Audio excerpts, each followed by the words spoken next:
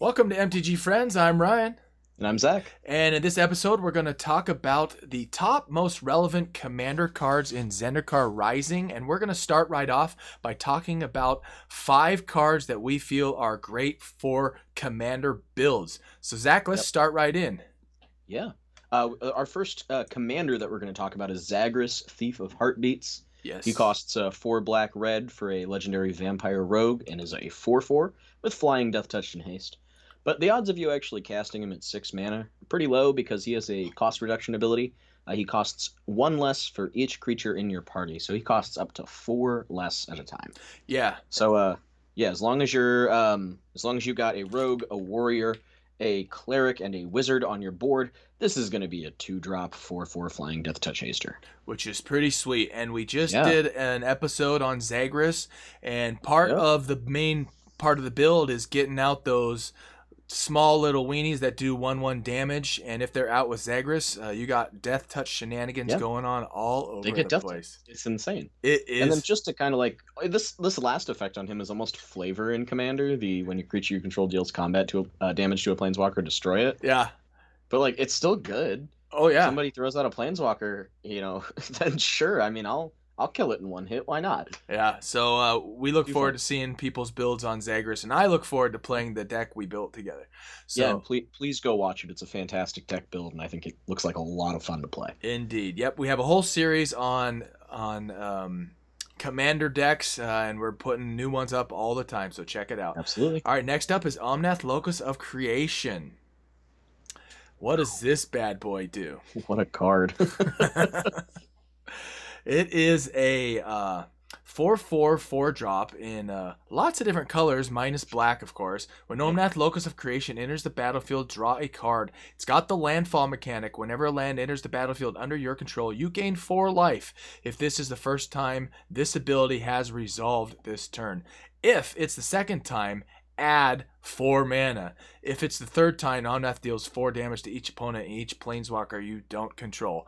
Now, in standard right now, just as a side comment, I know we're talking about Commander, but this thing is all over the board with the Cobra, Lotus Cobra, Omnath Euro combo. I swear, on the ladder, I'm running into that deck 2 out of every dex. It's horrifying. Like, you'd think in the mana bases that we have available, playing a 4-color threat on turn 4 would be isn't difficult. Viable. But oh my god, oh, yes. It's just so unbelievably easy for these decks to just power this dude out and then take over a game. Absolutely, and the fact that you have Fabled Passage in standard still with the Lotus Cobra, you just have a lot of, dare I say, janky stuff going on with Omnath. But back to our episode. The Commander. This is a great Commander build because it does have 4 colors in it. I believe that you're going to be able to trigger not the first instance, the second, but the third instance as well. Pretty regularly, yeah. This is the first card ever printed in Magic that has a triggered ability that has the ability to do nothing. Right. Explain. Like not even like with no interaction, because the way that it's templated for its first ability, and I mean technically the others as well, but it says whenever a land enters the battlefield under your control, do this if it's the first time this ability has resolved this turn. Right. So the trigger will always go onto the stack no matter how many lands you play in a turn. The problem is it then has to check if the ability's resolved or not. Right. And if we're past time 3, time 4 just goes, well, you've played a land, we'll trigger Omnath, and I got nothing. That's it. We're done. That's right. So it's funny too because Omnath has 4 arms. That last arm's just like, hi, I'm here. So what you're saying is it should have 3 arms. Yeah. Oh, okay. Or I mean, technically the 4th arm is it enters and draws a card. That one hand just reaches out, draws you a card, and then goes, all right, I'm gonna hang out over here. Okay, very good. Well, not to confuse the situation, but yes, Omnath, Locus of Creation. We're gonna see some interesting builds because there's a lot of cards and colors to pull through. I mean, this is just ramp like crazy. The deck, there's 2 really cool ways you could take this. The first is just make sure you can consistently play 3 lands each turn, be that through like graveyard shenanigans, just drawing through a ton of cards in your deck and continually playing lands. Cards like Burgeoning are hilarious with this because then you can get triggers on opponents' turns as well. Yeah. Um, and then the other way you could take this is to play as many lands as possible and then flicker Omnath repeatedly. Oh, that's Because an every interesting. time that he would be flickered, he's technically a new version of the card. He's a new Right. permanent. He's fresh, You'd and none of start it his all over. abilities have resolved this turn. Yeah, and the most powerful part of this, I believe, is the second time you play a land because you get Yes. 4 more colored Yeah. mana, which Well, and just it's already rewarding you for having played 2 lands. yeah, it's just like there's no downside to this card. I mean, like you said, there's really no downside, and the No, fact that it's a 4 drop mildly. is pretty cool. Well, and not to mention that the third land is just go essentially board wipe most cards your opponents are playing. Yeah, it's a powerful card. Very, I'm very interested to see what build you come up with eventually. Yeah, I'm slowly beginning to crack down on this Yeah, guy. because I But think I'm that's gonna hold off on doing a build on that one. All right, next up, Ashaya Soul of the Wilds for a 5 drop, star/star. Ashaya Soul of the Wilds power and toughness are each equal to the number of lands you control. Non-token creatures you control are forest lands in addition to their other types. Wow, for a mono green commander build, this thing is super great. super unique too. What a strange ability in the best possible way. Yeah. Everything is a forest land that is a creature. That Everything turns into a land yeah. that isn't a token, and everything grows a Shia. Yeah. Wow. That is monstrous. And of course, the thing that we really talk about with Ashaya is the fact that she also just has built-in board protection for a lot of your board. A lot of really popular cards in Commander that deal damage to things or destroy things or bounce things, do it to non-land permanents. Yeah. And the And fact that suddenly, most of your creatures are now lands, and so they're completely unaffected. yep. Getting this out when your opponent's planning to Cyclonic Rift is disastrous for them. So Cyclonic Rift would technically bounce Soul of the Wilds, right? But all your No, land. because it makes herself a forest as well. Oh, it does. Yeah. Okay. Yeah, you're right. Wow. Now, the only time that a Shia is bad is if an opponent plays a Blood Moon. Oh. Yeah, because it turns all your lands into mountains. Yeah. And then and also makes them lose all their abilities. Yes. So all your creatures lose all their abilities, which means the Shia no longer has anything that is setting her power and toughness. Oh. So she dies. Yes. And then all your creatures stop being lands, and then they're just back to normal. Yeah. So basically, Blood Moon is specifically a Shia removal. Nice. Not to mention already a great Magic card. Yes, Blood Moon. Yes, should be included in a lot of red decks for sure. Yes.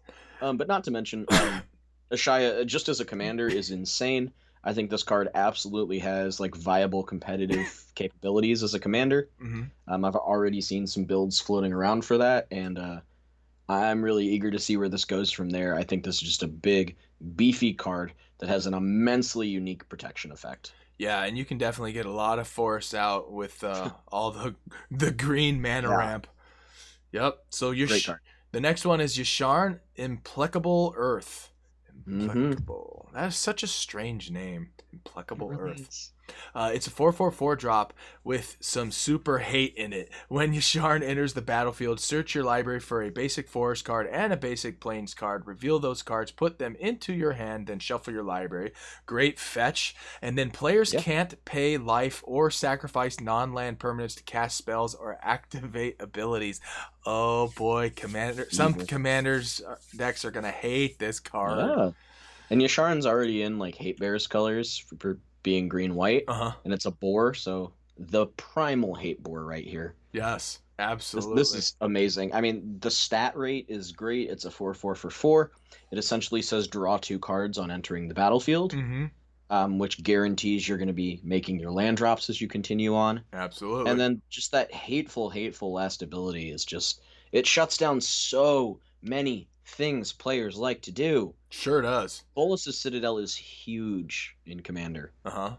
Necropotence. Yes. Fetch lands. Uh-huh. Yeah, Oh, and goodness. any kind of reanimation. Yeah. Yeah, it's What's hilarious about this too is at first read it seems like fetch lands function. Players can't pay life or sacrifice non-land permanents. Oh, non-land permanents. I can still sack my fetch land, except I have to pay 1 life. right. Uh Oh, oh. yes. Yeah. Yeah, so that's So not just happening. the things that Yasharn shuts down are very powerful cards in the format that opponents will be playing. Absolutely. So I think Yasharn's a really big deal. I think this is the real deal here, and I expect this to see a lot of play. Yep. Maybe not as like people's face commander because hateful hate bear decks aren't exactly like I love playing this deck and everyone should play it too. But I think certain people will really enjoy this as a commander, and I think a lot of people in Selesnya or more color combos will like to have this as just a toolbox piece in their 99. Yeah, for sure. Very cool card. Uh, oh, there's a little bug flying. Morog. Did you steal mine? I just had one. Yeah, that was so weird. Morog, Fury of Akum, a 6-drop 6/6 legendary creature, Minotaur warrior, one of the coolest, if not the coolest Minotaur ever. Each creature you control gets +1/+0 for each time it has attacked this turn. Each time. It's got Mhm. landfall whenever land enters the battlefield under your control. If it's your main phase, there's an additional combat phase after this phase. At the beginning of that combat, untap all creatures you control. Whew. Holy moly. It's ridiculous. That really is. I mean, It's ridiculous. any land you drop and then you crack it and then pull another land out of your library, that's automatically a 2 attack phase. I mean, wow. It's insane. It really And is. sure, you don't get like an extra main phase unless you do this like at a slightly different time here. But I mean, you could essentially go main phase combat, main phase two, play some lands, bam, more combat straight to the end step. Yeah. But just the fact that this combos really, really well with Nahiri's Lithoforming Hmm. and a Crucible of Worlds on the board, which is a new card that was Nahiri's Lithoforming is a new card that was just printed in Zendikar. Right. Um, oh, it's kind of nasty. And easily one of the strongest landfall abilities ever printed. Yeah, absolutely. In complete agreement. So, Well, yeah. and every single time your dudes swing, they're just getting bigger and bigger and bigger. It's like just getting that critical mass Hmm. rolling and rolling and rolling, and you're getting more and more and more combats. And all you have to do it is I play a land. Yeah, that's a pretty crazy triggered ability. Wonderful. Yep. This is one of those ones that I won't necessarily see like as a face commander all the time because mono red's a little limited. Hmm.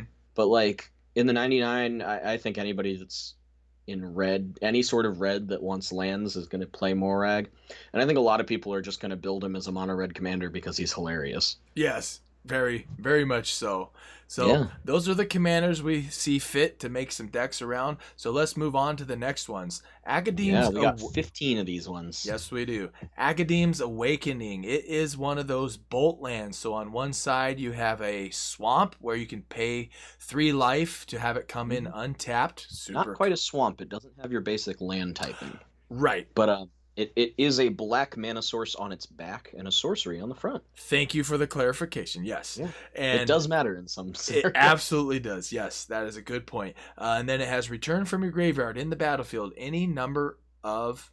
Let me start that again. Return from your graveyard to the battlefield any number of target creature cards that each have a different converted mana cost X or less. Wow. I mean, Yeah, and for just X black black black, you're getting crazy scaling of recursion. absolutely. Super easy to cast. At 4 mana, you already could get 2 creatures back, a 0 and a 1. Mm-hmm. And it just gets better from there. Sure does. I actually am playing this in standard right now, and today paid 7 mana for this to get 4 creatures back. That's bananas. It was stupid. Yeah, so in Commander, you play this mid game, late game, you're going to be pulling an army out of your graveyard. And you have this in your opening hand, and you have the flexibility of playing it as an untapped or a tapped land. Mm-hmm. Absolutely. This card is so many different modes. The choices you have to make on this card are incredibly diverse, and I think that alone makes it so powerful. Yeah, I think this is really going to have some staying power in Mm-hmm. in Commander decks. I really think so too. Ancient Green Warden for 6. It's a 5/7 reach. You may play lands from your graveyard. Oh, it's a Crucible. Isn't that nice? Oh, thank you. If a land entering the battlefield causes a triggered ability of a permanent you control to trigger, that ability triggers an additional time. And there's the land harmonicon part. Yes, that is just incredible. What an addition to green. I mean, Yeah. not only is it a big body, it's got that text is just crazy. All of the abilities on this card are relevant in some way. Absolutely. I think that Omnath, Locus of Rage, is going to play both this and Morag and love it. Mm-hmm. Because every land you play triggers 2 additional combat steps for you. Yep. With Morag out. Like, that's just ridiculous. Oh my goodness. Yeah, I mean there really isn't much more to say about that card. No, it's really powerful, and all your mana, like all your landfall abilities, are doubling. Great, go nuts. Yeah, absolutely. So Insanely great. Angel of Destiny. It's a 5-drop 2/6. I actually drafted this card and I thought it was going to do me very well, and then people just kept on destroying it. as they should. There's not really any other thing you should do. Yeah, but we are not talking destroy it or cry. Yeah, we're not talking about draft. We're talking about Commander. And in Commander, this thing is an auto include in my life gain deck. Flying, double strike. Whenever a creature you control deals combat damage to a player, you and that player each gain that much life. And here's the most important part. At the beginning of your end step, if you have at least 15 life more than your starting life total, each player Angel of Destiny attacked this turn loses the game. Wow. Ooh. So it's the opposite of Feldar, which you win the game. This one, they lose the game. That's so interesting. It also just feeds into itself so much better. Sure does. It also doesn't have lifelink, so if you have a way to grant it lifelink, you're actually gaining double the life. Yeah, you can put Shadow Spear on it. Yeah. Oh my god. Mm-hmm. You're gaining 6 from its own ability and another 6 from Shadow Spear. There's 12 right there. Then you're 3 off. Good luck. Yeah. Not hard. That is just a very powerful card for life gain decks. Absolutely. Mm-hmm. And just another thing too, as silly as this sounds, but like this is really, really excellent in decks that like kind of reverse the healing your opponents do. Yeah, absolutely. Because there are cards that say if an opponent would gain life, they lose that much life instead. Yeah. There are cards that say whenever an opponent takes damage, like Wound Reflection at the end of the turn, they take that much damage. Yeah. So like Angel of Destiny, that gaining life for an opponent isn't always going to be a benefit. And we're going to figure out how to make that happen in a future episode. I hope so. All right, Archon of Emeria. It's a 3-drop 2/3 flyer. Each player can't cast more than 1 spell each turn. Non-basic lands your opponents control enter the battlefield tapped. Wow, this sounds like it's kind of a couple cards rolled into one. Yeah, you take a Thalia and you take Rule of Law and just go now Kith. And also gain the pigeon wings of the now Kith meme. Yeah. Yeah, this is nuts. 3 mana. I mean, Rule of Law is, 1-2 mana for that kind of effect. Yeah. That's already good. Thalia is a 3-drop. Granted, she's on the ground and has first strike, but, even then. Mm-hmm. And this is a flying 2/3, so already, good stats for 3 mana. Slows everyone down so nastily. Mm-hmm. And, oh yeah, you're playing anything that isn't a basic? Sorry, no mana for you this turn. Slow down, buddy. No, this card's disgusting in the best possible way. Yeah. I think this card is everything that a white commander deck or like a green-white or a Jeskai deck would really want when you're trying to play, slow the game down. Yeah. Pramicon, I'm throwing this directly into Pramicon because that deck is all about slowing everybody down and then dictating how the game should be played. Mm-hmm. And this does exactly that.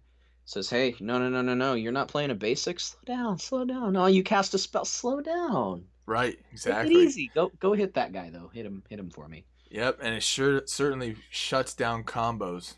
Mm-hmm. Very lovely. Oh, Yep. All right, next one is Confounding Conundrum. It's a 2-drop enchantment. When Confounding Conundrum enters the battlefield, draw a card. Whenever a land enters the battlefield under an opponent's control, if that player has had another land enter the battlefield under their control this turn, they return a land they control to its owner's hand. Well, that is pretty powerful for 2 in blue. Yeah, this is. Oh, you want to mana ramp? I'm going to shut that down. The card. Mm-hmm. The added effect that even if your opponent, this effect doesn't kick in for a couple turns, your opponent isn't playing 2 lands, you still just drew a card out of it for 2 mana. I'm fine with that. Right. And it's sticking around and just basically saying you don't ramp, and if you do, sorry. Yeah, it's going to be short-lived. I mean, you can drop the land and still tap it right before they have to shove it back in. Yeah. They get the priority to tap that land, but it's still not permanent ramp. Right. So sure, they can definitely gain some advantage out of just the fact that they're gaining that mana, even if they don't get to keep it. Mm-hmm. There's still upsides there, but the fact that you don't get a permanent on the battlefield ramped land is a big deal. Mm-hmm. And another thing we learned, thanks to the official release notes for Zendikar Rising, is that if 2 lands enter at the exact same time under an opponent's control, they both go back to their owner's hand because they see each other each as a second land that has entered the battlefield under their control. That's sinister. Just note that it doesn't say whenever a land enters if that player had a second land. It just says another. So 2 enter, and it goes, hey, I'm here. Hey, I'm here. Hey, oh no, bye, and off they go. Yeah, leave it to blue to have something like this in their arsenal. Very nice. Yeah, it's funny too, because this is the kind of effect that I would actually expect out of white. Oh, okay. So I'm a little sad that blue came over and munched on it a little bit, but I mean, it's a fantastic card, and I'm looking forward to playing it. Yep. Very good. Forsaken Monument for 5. Colorless creatures you control get +2/+2. Whenever you tap a permanent for colorless, add an additional colors. Whenever you cast a color spell, you gain 2 life. So, of course, as we both had a conversation previous, this is yet another way to break Basalt. Oh, just break that monolith again. Break that Basalt monolith. I mean, we literally broke it. Oh, right. Last set. Last set, this set. Yep. Like I joked when we were discussing this card, is like you can sneeze at various monoliths and they break. Yes. And just make infinite mana, but this is just such a silly way to do it. Oh, yeah. In a good way. And what's nice about this one is the +2/+2, and anybody playing colorless decks or Tron decks are gonna love this. And it sounds silly too, but we play like in the commander format, we play just a lot of like colorless artifact creatures for various things. Yeah. It may not be the most efficient card, but a lot of like budget decks play Solemn Simulacrum. Mm-hmm. It's a 4/4 now. Yeah. Fantastic. Great. Like, I'm not upset about that. No. All right. Now here's a really highlighted one is Lithoform Engine for 4. It's got 3 different tap abilities. Tap it for 2 copy target activated or triggered ability you control. You may choose new targets for the copy. That's great. For 3 tap, copy target instant or sorcery spell you control. You may choose new targets for that copy. And this last one is the one of note. For 4 tap, copy target permanent spell you control. Wow. So this is once a spell ends up on the stack, regardless of what happens to it, you can copy that target. And then it resolves into a token. And then it Granted, resolves. you're not like doubling seasoning that token. It doesn't create a token. It just resolves as a token because there's no physical card that it became. Mm-hmm. But who cares? Yeah. That's insane. Yeah. That is very unique, very interesting, and I really like it. It's actually a brand new mechanic that they like created for this card and one other. Yeah. That ability to resolve that way. Yeah, they did some really interesting things in Zendikar Rising. This set is super strong, super interesting. They did this. They did the dual lands that... Yeah, the modal dual face cards. Yeah, the modal dual lands. I mean, the modal lands, but then also the dual land that you have to choose one or the other. So it's technically not a dual land once it hits the battlefield, but it's a dual land in your hand. I think that's super interesting. Great flexibility. Yeah. But this card is just so good and flexible in so many ways. I mean, the mana costs on these effects are mildly high, but like obviously they should be because of the sheer flexibility of this thing. Yeah. Your copy target activated or triggered can be insane. I mean, you copy a fetch land. bam, 2 lands for just 2 more mana. Sure, why not? Mm-hmm. Copy your instant sorceries for just 3 mana. Sure, why not? Oh, I'm playing a big creature and you're trying to counter it. Great, I'll pay 4, and bam, I still have it.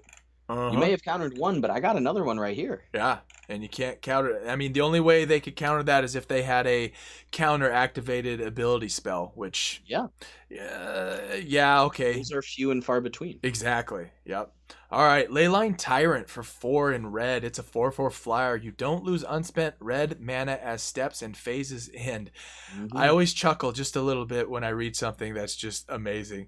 When Leyline, Especially like new area for the color too. yeah, uh, Red's never had this. no, ramp that goes away. I mean, doesn't go away until you spend it. But then, in addition to that, when Leyline Tyrant dies, you may pay any amount of red. When you do, it deals that much damage to any target. This is a very cool card. Whew, I love it. Yeah, I mean, The only way to stop that last ability is to like bounce or exile this thing. right? Yeah. It's so good. It's a 4/4 for 4 as a flyer. I mean, that rate is already great. Uh huh. And And then you're getting to basically just bank your red mana that you don't spend in a turn for later. yeah, And then, oh yeah, you've killed my tyrant. Great. I'm going to explode in a barrage of redness. right. Insane. And red loves X red do X damage to your face or Mhm. creature. So I mean that really goes hand in hand with that. And then if you can't get that off because they killed it, you still get to hit somebody. It basically it rewards you for investing, and even if you never get that payoff, he gives you a payoff. Yeah, very Love cool. it. Love it. Yep. And yeah, I do think this will see play in Commander just because of the fact that you can float your red mana and build it up and build it up and build it up. Mm-hmm. This is going to see play in decks like Neheb Okay. that already generate a ton of red, like Grand Warlord Rada that generates a ton of red. It makes it so easy to build up a ridiculous amount of mana, Mm-hmm. and even if you're not burning it on Leyline Tyrant's effect, you've just saved up so much mana that you can basically just vomit your hand onto the board at any time. Exactly. Nice. All right, Maddening Cacophony for 2. Oh, I'm excited about this card. Are you excited Mhm. about this card? Kicker. Very. It's a kicker for each opponent mills 8 cards. If this spell was kicked, instead, each opponent mills half their library rounded up. So, Yes, sir. this is Woo. great as a 2-drop because you mill 8, which 8 tends to be, 7, 8 cards triggers certain cards. Yep. You know, All the new rogues yeah. trigger off 8. Into the Story from Eldraine is off of 7. So like you're hitting thresholds here. Absolutely, exactly. That's the word I was looking for. You're hitting thresholds. And then on top of that, for 1 extra mana, you have a Traumatize, but not 4 extra mana, but or yeah. 4 extra. Well, let's see. A Traumatize is 5. Oh, sorry. Yep. I Yeah. misunderstood you there. My So a Traumatize Yeah, is going to yeah. cost you 5 to drop, Yes, which indeed. will mill half of an opponent's library. But this costs you 6 with the kicker ability, and it targets all of your Each opponents. opponent. Oh Yeah. man, is that sick? That is Oh, and even great. funnier too is it doesn't target those opponents at all, so Uh-uh. you can't hexproof yourself. No, it's just like nope. Half your It's like somebody library's gone. traumatizes you, and you're like, okay, Veil of Summer. Yeah. You can't do that here. It's just an each. Yeah. Y'all do it anyway. Oh, it is. This card is an auto include in any mill blue deck. Yeah. Until the end of time. The flexibility on this thing is already great, and the fact it hits each opponent just makes it a staple. Yeah, absolutely. All right, this next one, I believe we were both a little bit on the fence, but it's so noteworthy that we're going to talk Yeah. about it. No priest. It's convinced me. It's convinced you? All right. Yes. It's No Priest of Oblivion. It's a 2-drop 2/1 with a kicker 4 menace lifelink. When No Priest of Oblivion enters the battlefield, if it was kicked, return target creature card from your graveyard to the battlefield. It is a reanimation creature. It's a vampire, it's a cleric, it's a 2/1 menace lifelink for 2 that has the flexibility of saying, oh, I got something big in my graveyard, great, I'll pay 6 instead. Yeah. This is wild. This is wild. This is great. This is awesome. It sounds silly, but like I wasn't convinced at first because I guess I just didn't read that second ability quite as closely as I should have. Uh-huh. I was sitting here looking at it, and my first thought was just like, oh, yeah, you get a card back to your hand. But then I like looked at it again and went, wait a minute, to the battlefield. Oh yeah, and you To the battlefield. at first you Wait, didn't want it on the red, list. black, I can do that. Well, good. I'm glad you're convinced. Yeah. All Well, right. and then also noticing that it's a vampire is like Edgar Markov over in the background. Just going, oh yes, another vampire to add to my arsenal. Absolutely. Yeah, this is going into my vampire lifelinker deck for sure. I don't doubt it. This thing's fantastic. Absolutely. Nissa of Shadowed Boughs, 2 black, green. Ooh, Gogari, loving it. It's drops is a 4 loyalty landfall. Whenever a land enters the battlefield under your control, put a loyalty counter on Nissa of Shadowed Boughs. What a great static ability. Yeah. A +1 untapped target land you control. You may have it become a 3/3 elemental creature with haste and menace until end of turn. It's still land, which is amazing. And just to note, it is actually not better, but it's until end of turn, so it's not like the broken otherness where it's permanent. So Nissa who destroys the entire yeah, yeah, exactly. So I'm glad that they balanced that out in this. It's still very powerful, but then the ultimate here, the -5, you may put a creature card with converted mana card less than or equal to the number of lands you control onto the battlefield from your hand or graveyard with 2+1, or with 2, +1 counters 2+1 on it. +1s on it. Wow, This is such a good ultimate. You can get it and have her survive the very next turn just by playing a land. Just by playing a land. And You if you know, really play a land, play 2 lands, play a land on the turn she comes out. But I mean, she's already at 5 loyalty the turn you play her because you've upticked her by 1. And then she goes right up to 6 because you've played another land, and bam, -5, and you got a Nissa at 1 loyalty left. And oh hey, you now have a giant creature. Yeah, with a +1/+1 times 2. 2+1s. And you could easily drop this thing, trigger its ability, and then ultimate it right off the cuff. Yeah, if you're willing to sack her and you've got the land to toss onto the battlefield, and you've got a creature that's worthwhile, great. This is also well balanced by requiring you to have effectively the lands to cast the creature. Right. Yeah, so I can easily see putting this into a lot of the 99s in any of my Golgari decks for sure. Yeah, Gitrog Monster is going to love this because it lets you recur stuff out of your graveyard really easily, and you're having a lot of lands enter the battlefield. Oh, yes. Landfall is just one of the coolest mechanics, which you can check out our Landfall episode whenever you want. Please do. It's a great episode. Yes. Thieving Skydiver, 2-drop in blue, 2/1. Tell us about it, Zach. I know you're excited about this one. So 1 and a blue for a Merfolk Rogue. It's a 2/1 with flying. It also has kicker where X, but X can't be 0. When it enters the battlefield, if it was kicked, gain control of target artifact with the converted mana cost X or less. If the artifact's an equipment, put it on the Skydiver. I think this is the best commander card out of this entire set. Oh, that's because for the sole reason of the fact that everyone in Commander plays artifacts, and there's a couple very specific, very low cost artifacts that everyone plays. Yeah. Oh, you mean like a Soul Ring? Soul Ring, like Arcane Signet. And if you want to get pricier, Mana Vault, Mana Crypt. Yeah. If you want to get a little more expensive, there's the swords, the insanely powerful sword cycle.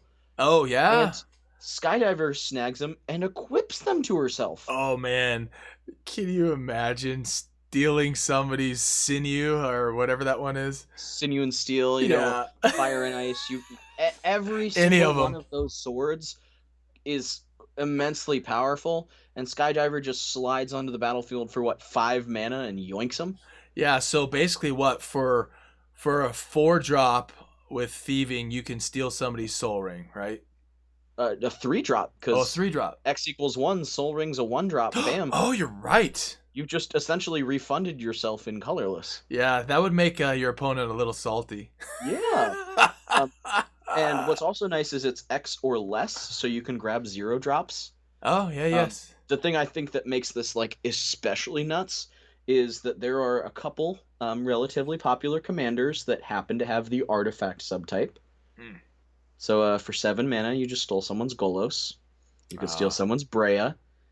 Oh. Like, ooh, ooh. Oh, and by the way, just for a little added bonus for anyone who has watched this far, what's the land that you run in most of your decks that allows you to take back stuff that has been thieved from you? Oh, that's Homeward Path. Homeward Path. Okay. All Yeah, right. so I mean that definitely shuts down Thieving Skydiver, but like it also is a colorless, like taps for colorless, and Skydiver comes down like early enough that Oh yeah. I mean that's a big deal. It's a very big deal. That's a land that you have to play and tap just to get your stuff back, and Skydiver, like the player who's stolen your Soul Ring can just tap the Soul Ring, so you don't get that mana when you take it back. So you're saying this is the spiciest card of this set? I think this is the card that will see the most play in the 99 out of every other card we've talked about here. Okay, fair I enough. think Skydiver is nuts. Fair enough. Just I the sheer flexibility of this card is wild. All right. I look forward to seeing if that's true, which I have a feeling I'm it gonna keep is. an eye on these stats. Keep an 'Cause eye on I these think stats. there's a one other that we haven't talked about yet that I think is gonna be right up there. All right. Valakut Exploration for 3. Mhm. This has got landfall. When a land enters the battlefield under your control, exile the top card of your library. You may play that card for as long as it remains exiled. At the beginning of your end step, if there are cards exiled with Valakut Exploration, put them into their owner's graveyard. Then Valakut Exploration deals that much damage to each opponent. Ooh, that's Very, very nice. that's a that's I don't know, man. That's pretty Yeah. cool. It's great. It's a 3-drop that is essentially drawing you cards whenever you play lands. If you have multiple play land effects, you can even play the land off the Valakut Exploration. Mhm. And if you decide to not play the card, it doesn't stay in exile. It goes to your graveyard and then pings your opponent for 1. Yeah, in the tradition of red, even when you can't use it, you still get to use it. Yeah. This is really, really creative because it reminds me of the Chandra out of Kaladesh. Uh-huh. It did something similar where it would be, exile a card off the top of your library and then deals damage to an opponent if you don't cast it. Uh-huh. But, like, this doesn't keep it in exile. This is lower mana cost than that Chandra. It's an enchantment, so it's harder to interact with, and it happens every time you just do the simple action of playing a land. Yeah. This Really, is really powerful card. Yes, very cool card.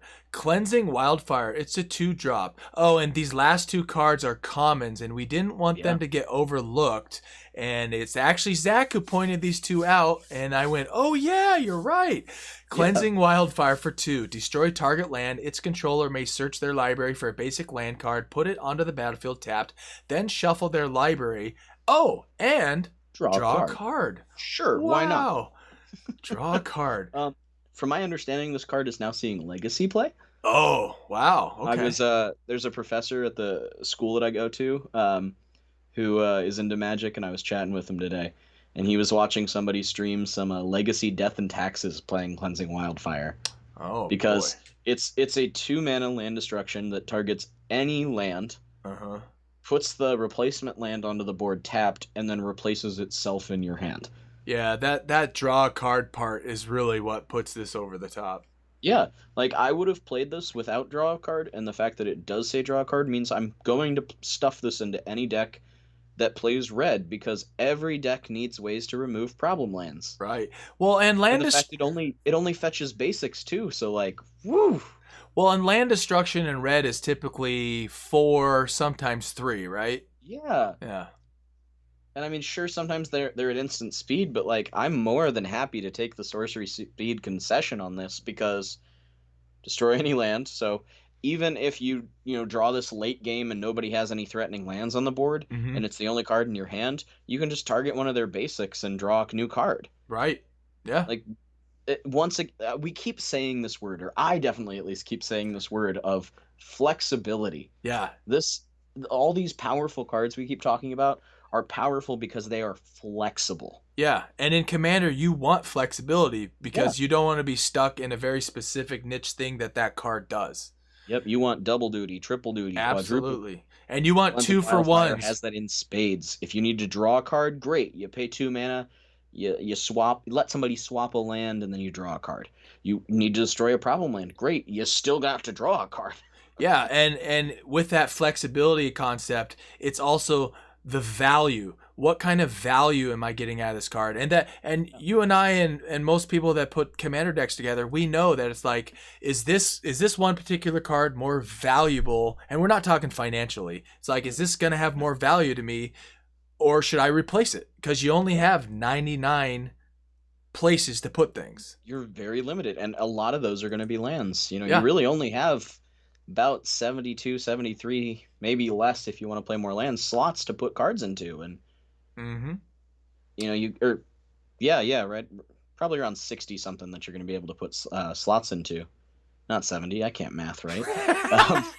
No, Cleansing Wildfire I think is absolutely deserving of that slot, because every deck wants to have some way to answer a land that can take over a game, and this is it. Yep. This is it right there. That's it.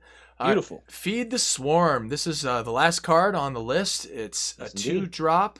Destroy target creature or enchantment an opponent controls. You lose life equal to that permanent's converted mana cost. And I mentioned the enchantment part because it is the first time we've ever gotten targeted enchantment removal on a black card in recent Magic history, or possibly ever. I think there might be a couple more, but from a long time ago. Yeah, that's what I'm thinking, but I'm frankly not sure, and I'm currently looking it up. Well, then I will talk for a second. So this is a really great 2-drop, even in draft and standard right now. Like, I'm running a mono black deck in the ladder whenever I'm not running my mono red deck at the moment, and this is in it. It's in the main board because it's so powerful. Not only can you kill a creature and all it's going to cost you is the life of however much is it power or converted mana? What is it? You lose life equal to its converted mana cost. And then in addition, you can whack an enchantment. Wow, is that a versatile card for 2? Yeah. In black. I can indeed confirm this is the first time a card that has black in its cost and can be played in a mono black deck can destroy an enchantment. Wow. Previously, if black wanted to do that, it needed to use that 7-cost Scour from Existence that's colorless. 7? Wow. Yeah, and then granted that flexibility is because it's colorless, but the only other black cards that even say destroy and the word enchantment on it are 2 cards from Theros, one of which destroys all non-enchantment creatures, the other destroys a target enchanted creature or enchantment creature. Okay. And then the only other card is a card called Quagmire Druid, that is a black card from Apocalypse. But it has an activated ability: tap, sack a creature, destroy target enchantment. But you also have to pay a green mana to do that.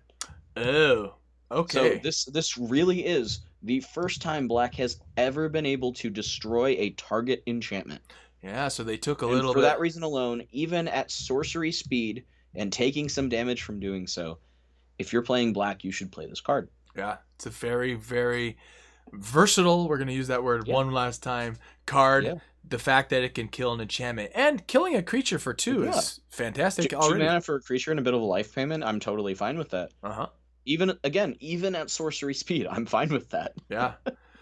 Myself as well included. All right, well, that wraps it up for the noteworthy commander cards in Zendikar Rising. We think these are all not necessarily auto-includes, but definitely choices that you should consider in any build you're doing. These are great cards. Zendikar Rising is a very powerful set. Wouldn't you agree? Yes, it is. Yeah. Yes, it is. I am loving it. I am loving the cards that are in this set. Be a friend of the gathering. Hit the like button. Please hit the like button. Hit subscribe. We love doing this. We want to hear from you. Put stuff in the comments. We like to have dialogues with people, and we'll check you at the next episode. Thanks for watching. All right.